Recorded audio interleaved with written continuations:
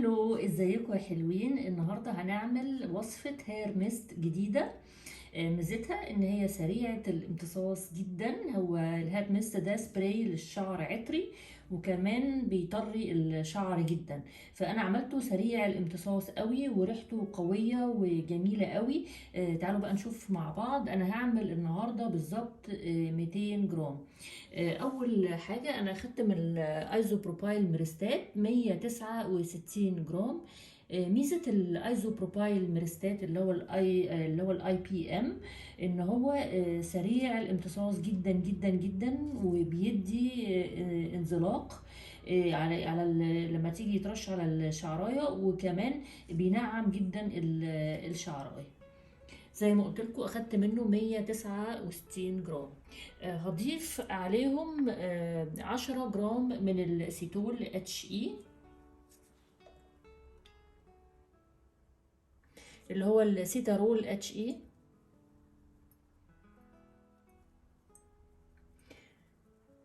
اسمه بالظبط سيتارول اتش اي 7، ده اسمه العلمي.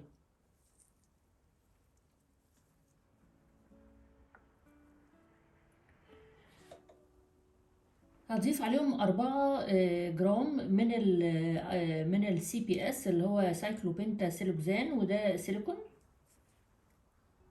آه، الحقيقة الوصفة دي مفيش بديل للسيليكونات، مفيش بديل خالص.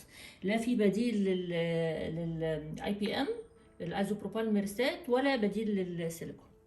كل المواد اللي فيها يعني رئيسية، أساسية قصدي.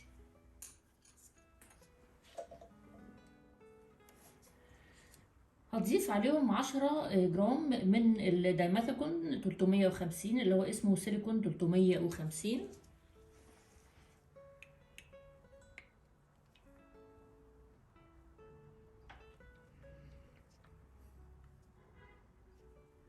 هضيف جرام واحد فقط من زيت الأرجان، وزيت الأرجان طبعا مطري للشعر جدا.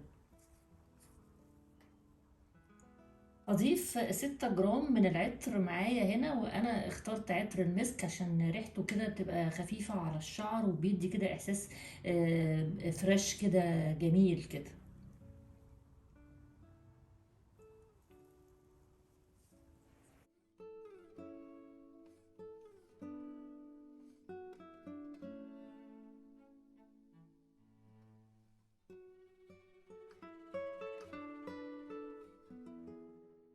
زي ما انتم شايفين كده، هو لونه بيبقى بالمنظر ده. لو كان فيه طبعا زيوت او كده كان قلب حليبي، بس هو كله يعني ما فيهوش زيت خالص تقريبا، غير يا دوبك هو جرام واحد زيت ارجان. وبيمتزج بسهولة جدا مع السيليكونات، مش محتاجين ان احنا نضيف توين 80 او توين 20. وكمان ما بيحتاجش مادة حافظة خالص طبعا، لان هو ما فيهوش مية. بتعمل بسهولة قوي، ومنتج تجاري جدا، والناس بيحبوا جدا الهير ميست، لان هو بيرطب الشعر وفي نفس الوقت بيدي ريحة حلوة. ودلوقتي هنبتدي بقى نعبيه في العبوة بتاعتنا.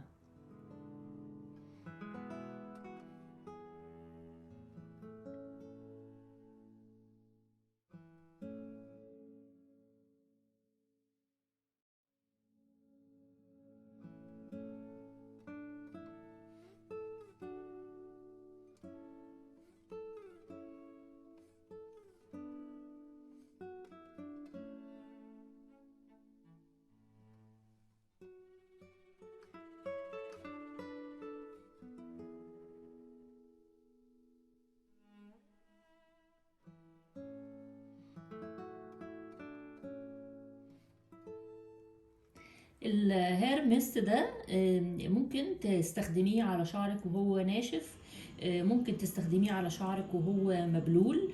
مفيش اي فرق خالص، تقدري تستخدميه زي ما انت عايزه. جميل جدا جدا جدا، بيقضي على هيشان الشعر وبيدي ريحه حلوه جدا للشعر، وده منتج تجاري جدا جدا جدا.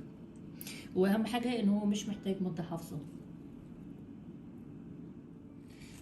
مدة صلاحيته من مدة صلاحية السيليكون.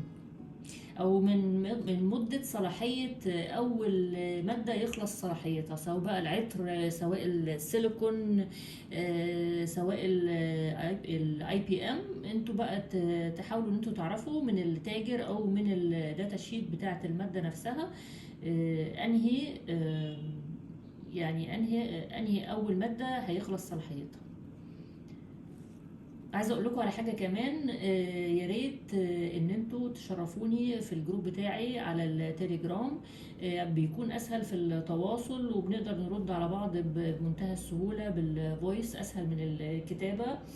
وكمان تشرفوني على الجروب بتاعي على الفيسبوك، علشان تبعتولي صور المنتجات اللي انتوا بتعملوها.